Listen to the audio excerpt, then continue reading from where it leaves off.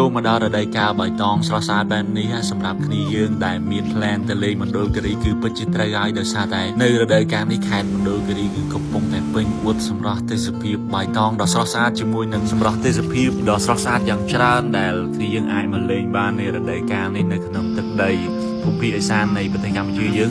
ហើយចំពោះវីដេអូនេះខ្ញុំនឹងថតពីទេសភាពស្អាតៗដើម្បីចែកជូនគ្នាយើងនៅលើទឹកដីនៃខេត្តមណ្ឌលគិរីផ្ទាល់តែម្ដងហើយគ្នាយើងអាចសេវទីតាំងទាំងអស់នេះបានដែលសុទ្ធតែជាទីតាំងស្អាតៗដែលគ្នាយើងអាចមកលេងបាននៅក្នុងរដូវកាល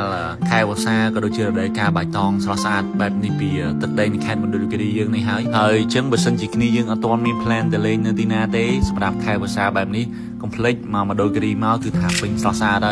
ហើយចំពោះដំណើរកម្សាន្តលើកនេះគឺថាខ្ញុំជិះម៉ូតូពីភ្នំពេញទៅកាន់ខេត្តមណ្ឌលគិរីមកគ្នាហើយមុននឹងចេញដំណើរមានវីរ៉ូតូខូនេះដាក់មកតំណក់ពីតំណក់ដើម្បីភ្នែកយើងស្រស់ស្រាយមុនធ្វើការចេញដំណើរព្រោះថាដំណើរកម្សាន្តនេះគឺវែងឆ្ងាយមែនតើដោយសារតែខ្ញុំងើបពីព្រលឹមហើយត្រូវចេញពីភ្នំពេញហើយទៅមណ្ឌលគិរីតែម្ដងហើយចំពោះគោលដៅទី1ដែលខ្ញុំចង់ទៅហ្នឹងគឺខ្ញុំចង់ទៅលេងទឹកធ្លាក់ប៊ូស្រាដោយសារតែខ្ញុំមកមណ្ឌលគិរីពី3ដងហើយប៉ុន្តែអត់ទាន់មានឱកាសទៅដល់ទីហ្នឹងទេជាពិសេស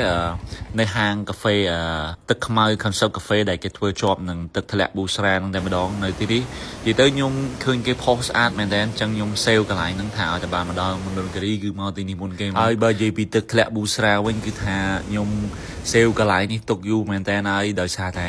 ធ្លាប់ស្គាល់តាំងពីក្មេងៗនៅលើក្រោបសភៅអីចឹងណាឥឡូវថ្ងៃនេះបានមកផ្ទាល់ហើយដូចគេថាលឺ10ដងមិនស្មើនឹងឃើញម្ដងចឹងគ្នាយើងស្រស់ស្អាតខ្លាំងមែនទែនទឹកធ្លាក់ប៊ូស្រានេះហើយដោយសារមកមណ្ឌលគិរីលើកនេះគឺថាខ្ញុំជិះម៉ូតូមកខ្លួនឯងតែម្ដងគ្នាយើងហើយចំណាយពេលអស់ហែលចន្លោះពី6ទៅ7ម៉ោងអីទៅមកដល់ទីនេះអញ្ចឹងខ្ញុំក៏មានវីរ៉ូតូខូលដែលខ្ញុំដាក់តាមខ្លួនខ្ញុំរួចជាស្រេចហើយយើងដាក់មកតំណក់ពីតំណក់មកជួយឲ្យភ្នែកយើងស្រស់ស្រាយក៏ដូចជា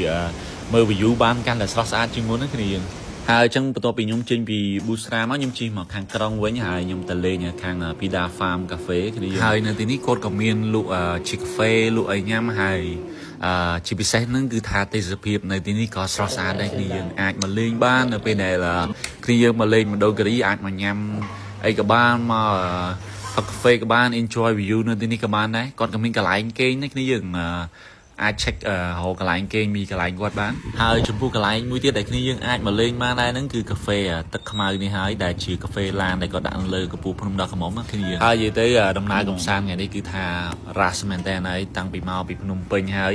នៅឆ្លៀតជិះដើរលេងទៀតអញ្ចឹងឃើញថាប្រើប្រាស់នៅធម្មពលភ្នែកខ្ញុំអស់ច្រើនមែនតើគ្នាយើងអញ្ចឹងដើម្បីបំបត្តិនៅអាការៈហត់នឿយភ្នែកហើយអញ្ចឹងខ្ញុំមានវីដេអូតូគូលនេះដែលជួយបំបត្តិនៅអាការៈភ្នែកហត់នឿយស្ងួតចុករយក្រហមភ្នែកនិងរមាស់ភ្នែកផងដែរគ្នាហើយចំពោះវិធីប្រើប្រាស់វីដេអូតូគូលនេះផ្ទាល់តែម្ដងគ្នាយើងគ្រាន់តែបតក់ចូលភ្នែកពី3ដងឬជាការស្រាច់ដែលយើងអាចប្រើប្រាស់បានចន្លោះពី5ទៅ6ដងនៅក្នុងរយៈពេល1ថ្ងៃផងដែរហើយវីដេអូតូគូលនេះដែរគឺអាចប្រើប្រាស់បានចំពោះក្មេងចាប់ពីអាយុ6ឆ្នាំឡើងទៅផងដែរគ្នាយើងហើយក៏ផ្សំឡើងចេញពីសមាសធាតុសំខាន់ដូចជាវីតាមីន B6